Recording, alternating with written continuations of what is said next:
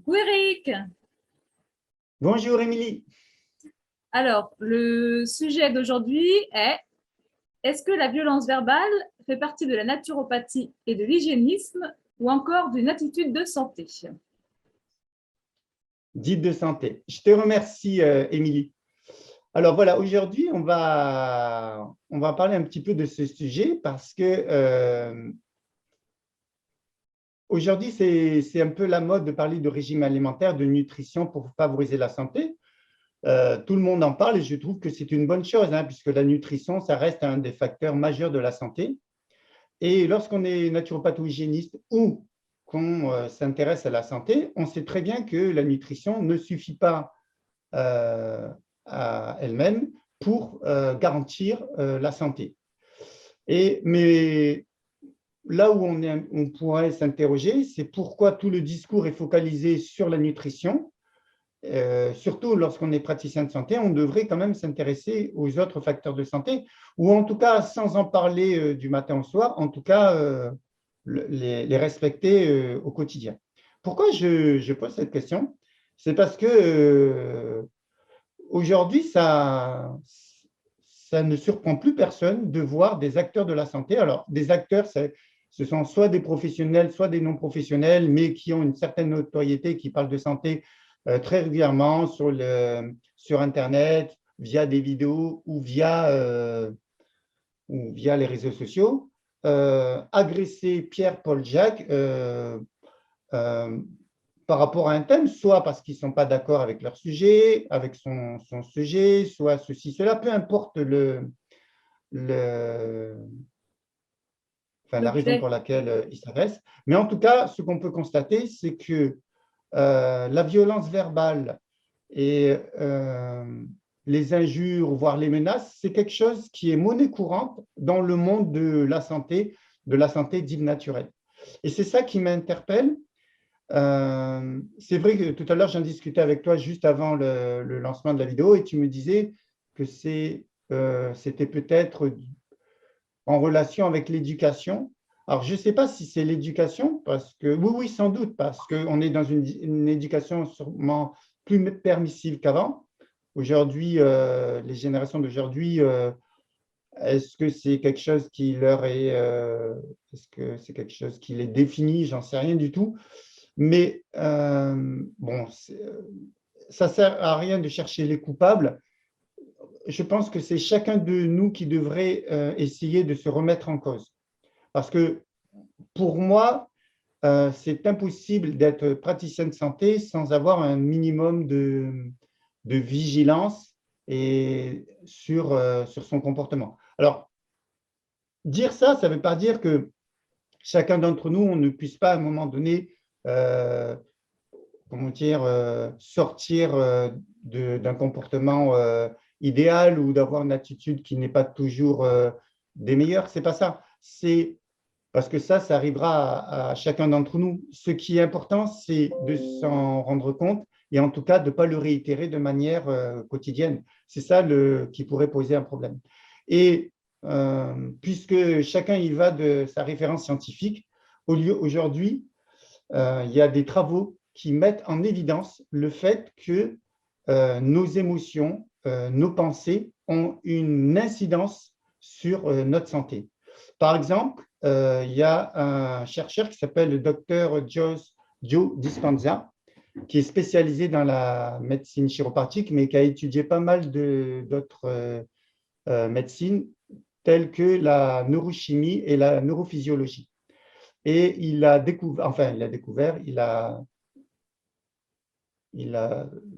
ouais, découvert, si on veut, des travaux scientifiques qui permettent de mettre en exergue le mécanisme neurochimique qui se passe lorsque l'on a une émotion, et surtout lorsque cette émotion est réitérée de manière régulière.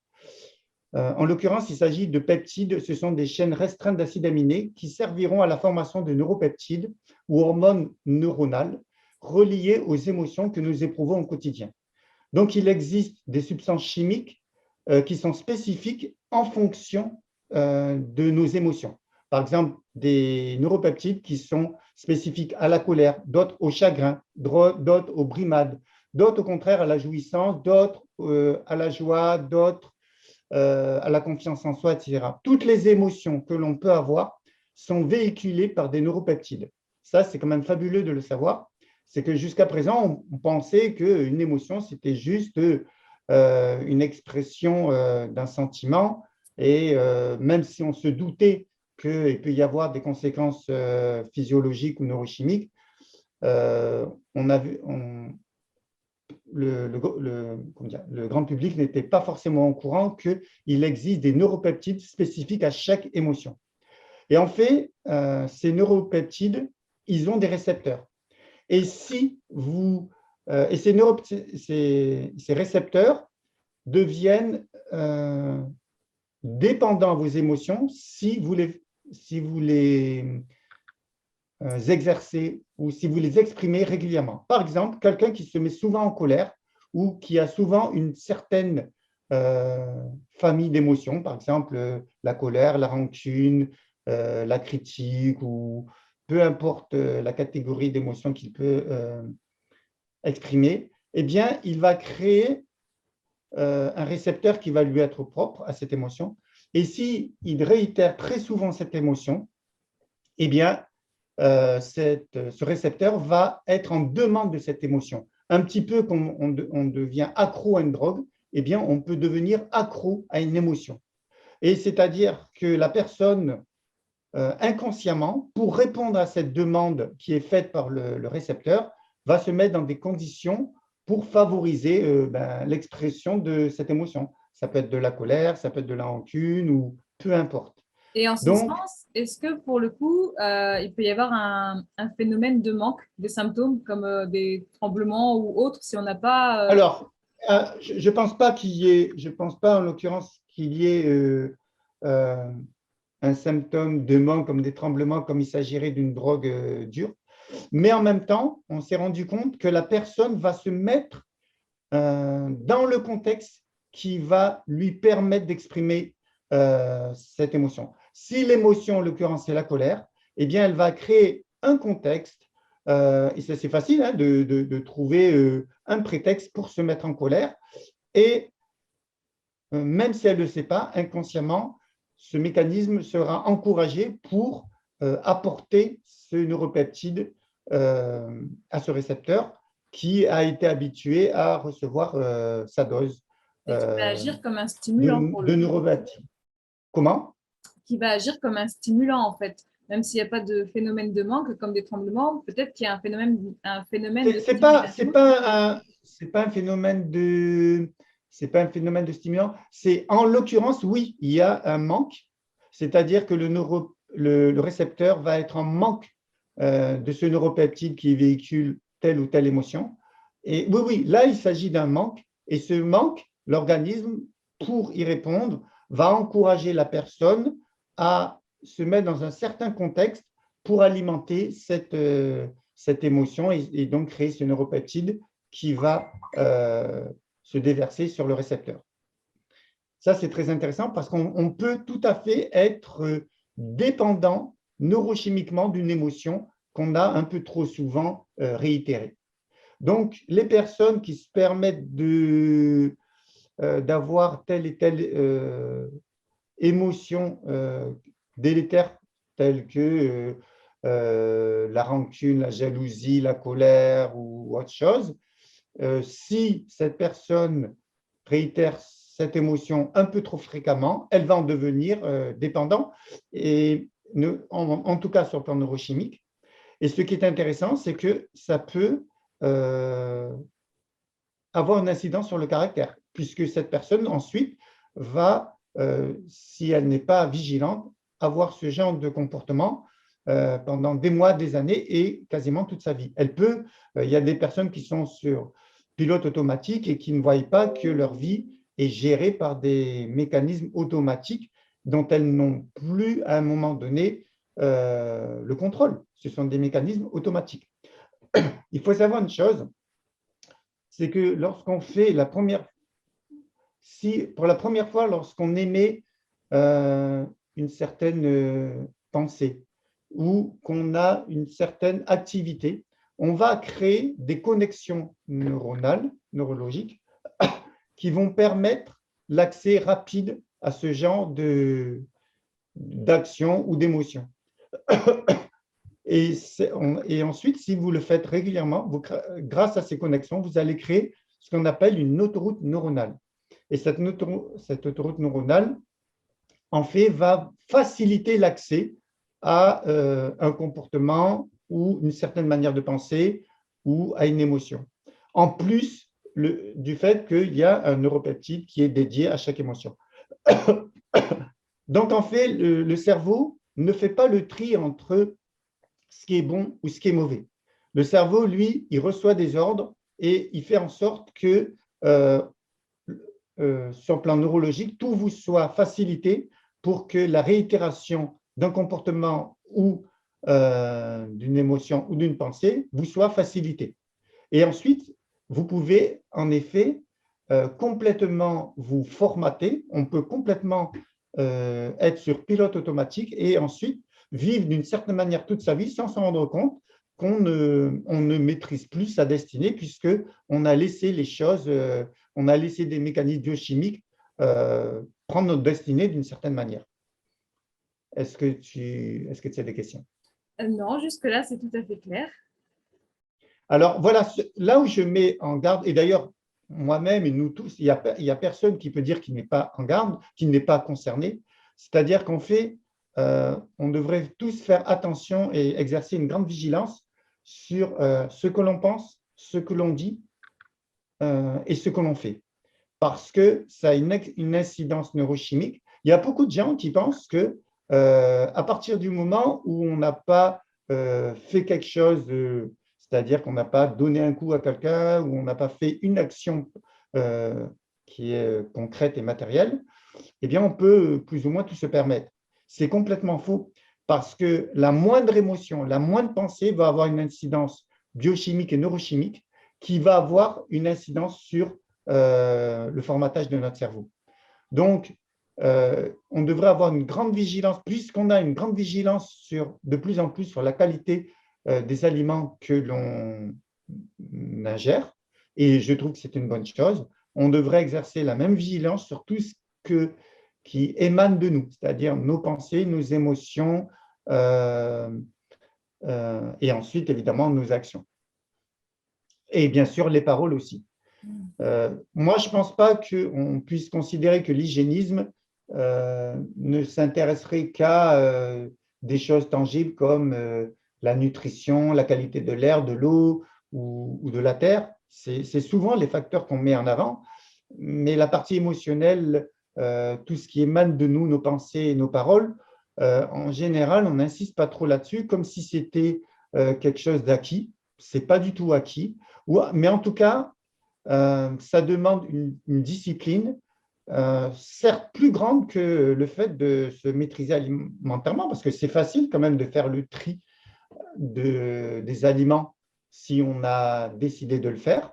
Par contre, on n'est pas habitué à être vigilant sur nos pensées, nos paroles et nos paroles encore, mais sur nos pensées et nos émotions. Le problème avec la parole, comme tu dis, c'est qu'en fait, autant l'alimentation, ça nous regarde nous, ce qu'on met dans notre corps, au final, ça va impacter notre santé. Mais ce qui est des émotions et notamment de la parole, ça va impacter la santé de la personne qui a cette émotion et puis qui la verbalise, mais aussi la santé de la personne qui reçoit en fait la parole. Donc, ça touche Exactement. C'est pour ça qu'on dit qu'on peut agresser une personne sans lui porter un coup. Mais, alors, je suis complètement d'accord avec toi. C'est pour ça d'ailleurs que j'ai commencé en disant que certains professionnels de la santé se permettaient d'agresser autrui. Donc là, on est bien dans un préjudice porté à autrui. Mais même si la personne se contente d'avoir ses pensées et ses émotions sans les exprimer publiquement ou directement à la personne, le fait de les émettre suffit à altérer la propre santé de la personne qui est émettrice de ses pensées et de ses émotions, puisqu'il va y avoir immédiatement des conséquences neurochimiques et biochimiques. Donc voilà, c'est la mise en garde. Et cette mise en garde, elle concerne tout le monde, moi-même et n'importe qui. Je ne suis pas là en train de jouer les arbitres. Simplement, je trouve que c'est important aujourd'hui de mettre l'accent sur ces paramètres-là qui semblent ne pas vraiment être majeurs, en tout cas dans l'énumération des facteurs de santé. On en parle un peu ou pas du tout, et pourtant, je pense que ça a un impact. Beaucoup de gens, d'ailleurs, qui ont des troubles de santé importants devraient revoir la communication qu'ils ont envers eux-mêmes. Alors, quand je dis communication, c'est pas forcément des gens qui sont dans l'agression d'autrui, mais c'est des gens qui se dévalorisent. C'est des gens qui ont une mauvaise image d'eux-mêmes ou qui se critiquent. Alors là, évidemment que ça a aussi un impact et ça aurait été le même que si vous critiquez autrui. Le fait de se critiquer, le fait de ne pas s'aimer, le fait de se dénigrer fait partie de cette communication dont je parle. Donc, je pense qu'il est important d'avoir une grande vigilance sur tous ces aspects. Juste avant de passer à une autre partie qui va donner des pistes pour essayer de mieux maîtriser tous ces paramètres, est-ce que tu as d'autres questions à me Non, je te proposer? remercie, Eric. Alors, voilà, parce que bon, là, on a mis un petit peu le doigt et l'index sur tout ce qui pourrait être changé.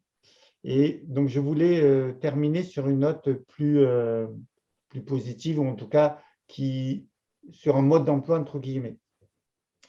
Il y a un chercheur qui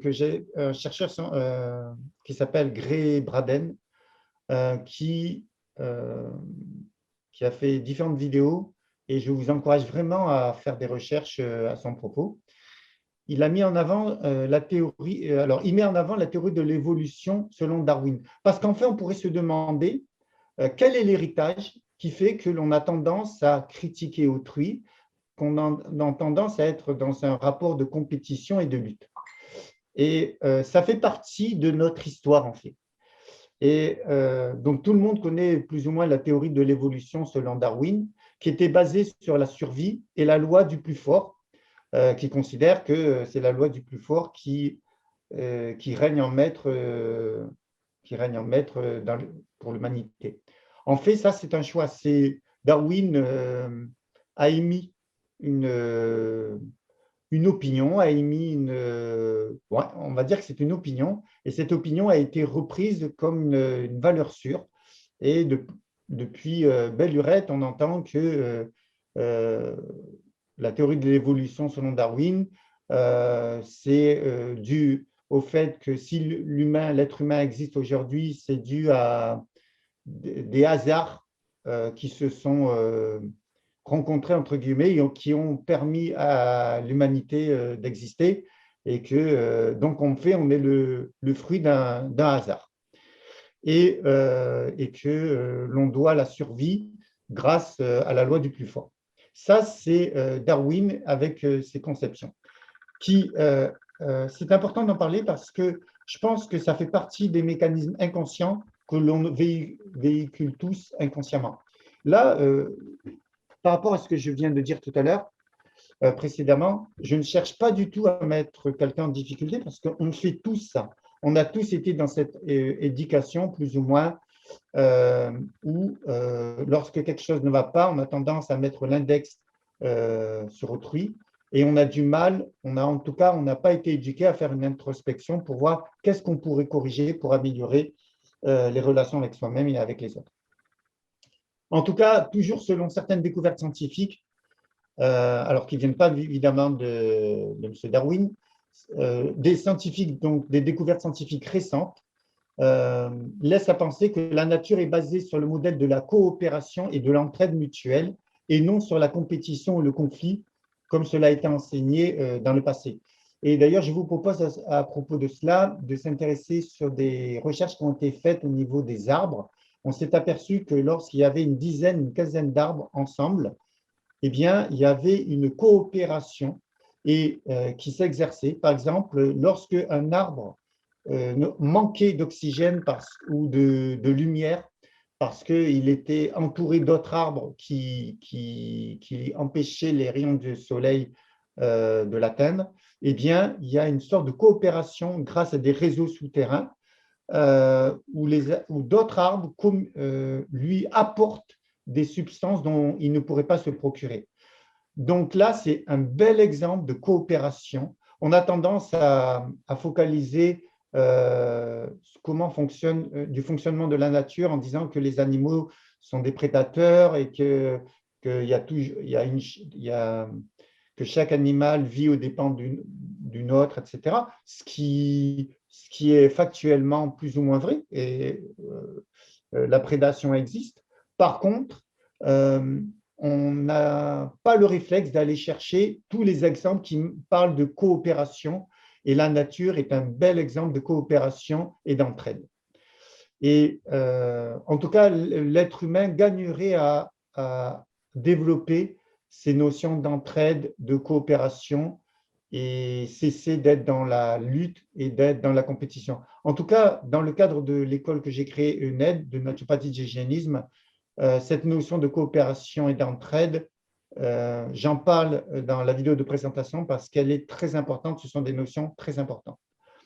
Alors, selon ce chercheur, Gray Baden et les scientifiques auxquels il fait référence, nous sommes le produit de l'union ou la fusion de l'ADN. C'est la fusion du chromosome, alors il est rentré dans quelque chose de très technique, c'est la fusion du chromosome numéro 2 et de ses télomères qui a créé en nous la capacité d'expérimenter la vie d'une manière qu'aucune autre forme de vie peut expérimenter dans ce monde. Jusqu'à présent, on a suggéré l'idée, on a même plus que suggéré l'idée, que l'être humain est le résultat de l'évolution des premiers hommes jusqu'à aujourd'hui. Aujourd'hui, il y a des découvertes scientifiques qui disent que ce n'est pas du tout le cas et que, alors même si ça peut surprendre certains de nos éditeurs, il semblerait que la création de l'être humain est plutôt le fruit d'une intention que le fruit d'une transformation qui s'est faite sur des millions et des millions d'années. Alors, si vous souhaitez avoir plus d'informations là-dessus, je vous conseille de chercher les vidéos de Gray Braden, G-R-E-R, plus loin B-R-A-D-E-N, où d'ailleurs il a écrit aussi des livres qui expliquent que de nouveaux des travaux récents sur le plan scientifique ont mis en avant le fait qu'on est plutôt le fruit d'une intention, c'est-à-dire que comme si c'était une énergie intelligente qui est voulue nous créer, contrairement à ce qu'on nous explique qu'on viendrait de l'homme de Néandertal, du singe, de ceci, de cela, et qu'on serait le fruit d'une évolution de millions d'années. Il semblerait que ce n'est pas le cas.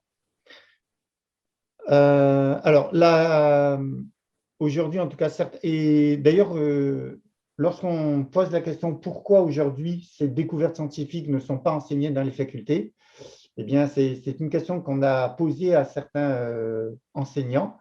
Alors, de manière très surprenante, certains enseignants sont au courant de ces nouvelles thèses, de ces nouvelles recherches, de ces nouvelles découvertes, mais disent qu'ils ne veulent pas l'enseigner parce qu'ils pensent que ça serait pas forcément accepté par le public et que, en tout cas, eux, ils ne veulent pas assumer, même s'ils y croient à titre personnel, ils ne veulent pas assumer cette transition. Donc, cette transition, elle se fera par des chercheurs, des gens ayant un peu de courage et qui se mettront en avant, comme ce scientifique Gray Braden. Ensuite, donc, grâce à ces travaux scientifiques, on a découvert que la capacité de puiser notre intuition et dans notre subconscient sur commande, c'est quelque chose qui est spécifique à l'être humain. Alors voilà, à ce niveau-là, j'aimerais faire un petit aparté. Ce qui nous différencie des animaux, c'est que nous avons un libre arbitre que l'on peut exercer, que les animaux ne peuvent pas exercer. Les animaux sont soumis essentiellement à des mécanismes qui sont en relation avec l'instinct. Par contre, les êtres humains peuvent, grâce au lobe préfrontal, c'est-à-dire la partie qui est devant, peut prendre de la distance avec une information, il peut revenir dans le passé, il peut essayer même de voir qu'est-ce que cette information pourrait donner dans le futur, il peut manipuler l'information. Un animal n'est pas capable de se dire qu'est-ce que j'ai fait hier ou qu'est-ce que je ferai demain. Un être humain, grâce à son néocortex, le lobe préfrontal, il peut faire ça. Et c'est ce qui fait que dans la chaîne de l'évolution, enfin, entre guillemets, si on considère que les animaux ont une évolution moins perfectionnée, on va dire, eh bien, la différence, elle se situe à ce niveau-là. Simplement, le problème, c'est que beaucoup d'entre nous, on est sur des mécanismes encore très archaïques. Soit on est sur la peur, soit on est sur le plaisir. Et d'ailleurs, on a tout un mécanisme de notre biochimie qui favorise les mécanismes de la peur, en tout cas qui l'accompagnent, et d'autres mécanismes qui accompagnent le plaisir, comme la dopamine, la sérotonine, en tout cas qui apportent un certain équilibre et confort intérieur. Et en fait, très souvent, nos choix se font entre plaisir et douleur, mais ce n'est pas comme ça, alors c'est déjà pas mal, mais en tout cas, ce n'est pas comme ça que l'être humain va exprimer son libre arbitre. Pour qu'il puisse exprimer son libre arbitre, il faudra qu'il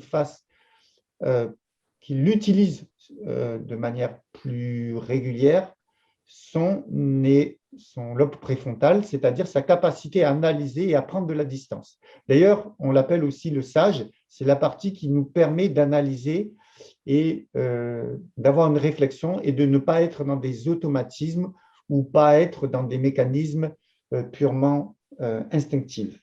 Voilà. Donc ça, c'est très important. Et pourquoi j'en parle? Parce que si on veut sortir de mécanismes qui aliènent qui nous prend notre liberté, eh bien, il faut voir où se trouve notre capacité d'autonomie, et elle se trouve dans cette réflexion, dans cette capacité à analyser des faits et à choisir la direction que l'on veut atteindre. Alors, le docteur, ce scientifique Greer Braden a fait une vidéo dans laquelle il parle de la cohérence cardiaque. Alors, je ne sais pas si tu sais ce que c'est la cohérence cardiaque. Si. Ce sont des exercices de respiration qui permettent d'harmoniser le fonctionnement du cœur et du cerveau. Eh bien, maintenant, et on se rend compte que les gens sont plus performants, plus équilibrés lorsqu'ils font ce genre d'exercice. Eh bien, on a développé, une société a développé ce qu'ils appellent ça la cohérence mondiale, je pense. Il faudra que je retrouve le terme. En tout cas, on s'est aperçu que lorsqu'une personne est en cohérence, elle émettait certaines ondes électromagnétiques, puisque le cœur est capable est un puissant émetteur d'ondes électromagnétiques, et que ces ondes électromagnétiques, si on était des milliers, voire des millions de personnes à émettre sur la même fréquence, ça pouvait agir au niveau du rayonnement électromagnétique de la planète.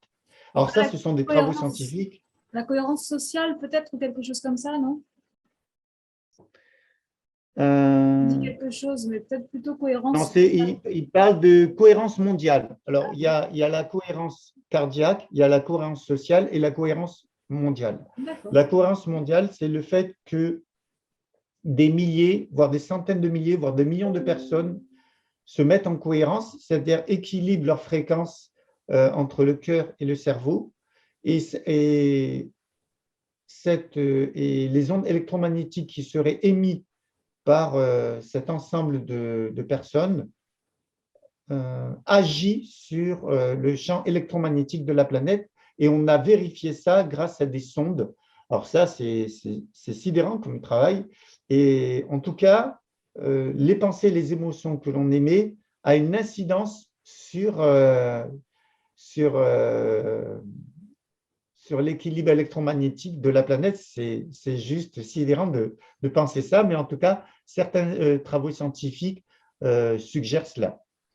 Donc, voilà ce qu'il dit. Comme il existe la cohérence cardiaque qui favorise l'harmonisation entre le cœur et le cerveau, pour mieux l'adapter, il existe la cohérence mondiale. Alors, certes, il existe la cohérence sociale dont tu parles aussi, mais la cohérence mondiale, c'est lorsqu'une forte émotion collective a été mise, eh bien, il y a des effets mesurables sur le champ électromagnétique de la Terre, selon certaines recherches, en l'occurrence, qui ont été proposées par Gray Barden. Et il y a un institut américain qui fait des travaux très sérieux sur ce sujet. Donc ça, c'est intéressant, c'est-à-dire de se rendre compte que nos émotions, alors nos paroles, nos pensées, nos émotions ont une action sur notre corps, ont une action neurochimique, puisque nos émotions sont véhiculées par des neuropeptides, mais qu'en plus de ça, on émet des rayonnements électromagnétiques. Et si on est des centaines, voire des milliers, voire des millions de personnes, des milliers, des centaines de milliers, voire des millions de personnes qui se synchronisent sur une fréquence harmonieuse, on peut même agir sur l'électromagnétisme de la planète. Et pourquoi je parle de tout ça? C'est pour que chacun d'entre nous prenions conscience de la responsabilité que l'on a tous par rapport aux pensées, aux émotions et aux paroles que l'on peut émettre, et qu'on n'a pas besoin d'être directeur ou PDG d'une société pour avoir une responsabilité et une influence sur notre environnement et sur autrui. Voilà, je ne sais pas si tu avais quelque chose à dire. Qu'est-ce que tu penses de cette une petite vidéo? question. Est-ce que tu sais ou est-ce qu'on sait s'il existe justement des exercices pour travailler consciemment à aller vers le libre arbitre, en fait, et ne pas rester dans l'instinct, mais justement à avoir de plus en plus de facilité à prendre de la distance avec l'instinct et à conscientiser les choses avec le lobe préfrontal, justement, de passer de l'un à Alors, l'autre. voilà. Eh bien, déjà, la première des choses, c'est en prendre conscience.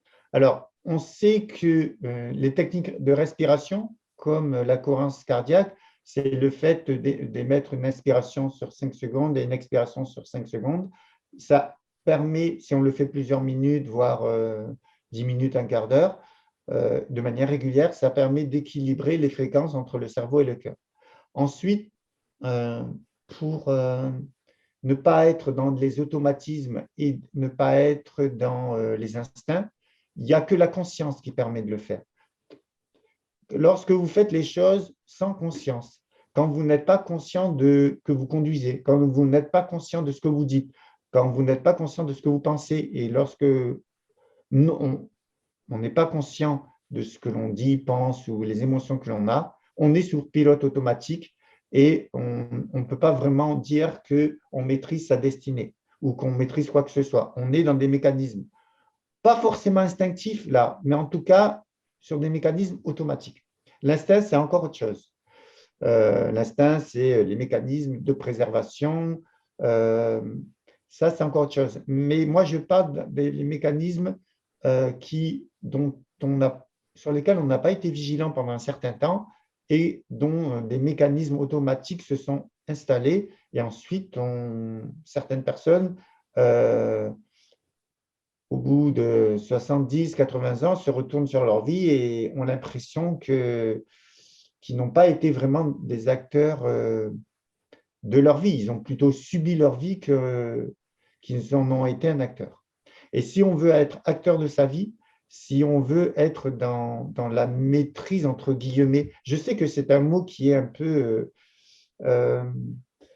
qui attire plutôt la circonspection, en tout cas un certain rejet, parce qu'il y a certaines idées qui disent que lorsqu'on est dans le contrôle, on ne profite pas de sa vie. C'est juste un slogan qui n'a pas de vérité derrière. J'aime bien ce slogan publicitaire qui disait « Sans maîtrise, la puissance n'est rien ». En fait, vous pouvez avoir tous les talents que vous voulez, si vous ne maîtrisez pas, vous aurez beaucoup de soucis. Donc, maîtriser, ça ne veut pas dire que vous n'avez plus de liberté. D'ailleurs, la liberté, elle se trouve dans la maîtrise. Lorsque une personne est sur pilote automatique ou laisse parler ses instincts sans les contrôler, elle va y perdre sa liberté. Parce que dès que vous faites quelque chose de manière non contrôlée, ben, vous pouvez être dépendant de vos émotions, mais vous pouvez être dépendant d'une addiction par rapport à la nutrition, à l'alcool, aux drogues, etc.